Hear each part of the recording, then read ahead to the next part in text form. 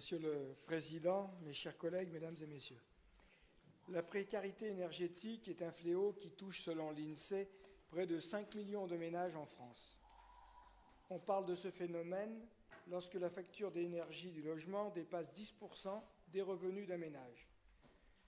Ce calcul ne prend pourtant pas, et malheureusement pas, en compte les nombreux ménages qui, volontairement, se chauffent mal, voire très mal, au mépris de leur santé, pour éviter d'avoir de lourdes factures qu'ils ne pourraient honorer.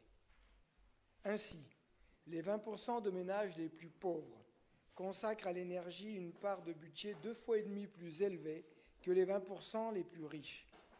À l'échelle de notre région, ce sont 610 000 foyers touchés, soit 19% des ménages, un taux au-dessus de la moyenne française qui est de 15%.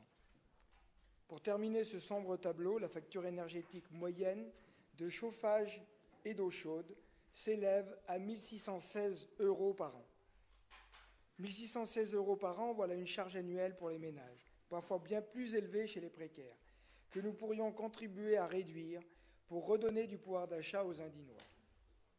Les habitants de l'Ain, conscients des enjeux climatiques que nous vivons actuellement et fragilisés économiquement, rêvent de pouvoir mettre un terme à leur passoire énergétique.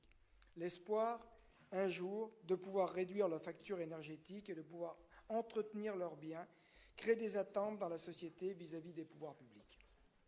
Mardi dernier, le nouveau Premier ministre, Jean Castex, a présenté sa déclaration de politique générale à la représentation nationale. Un discours dans lequel il a annoncé une contractualisation avec les collectivités sur le développement écologique afin de financer les projets de rénovation thermique. Pour ce faire, une partie des 20 milliards d'euros mobilisés par l'État sera fléchée pour conduire ce vaste chantier.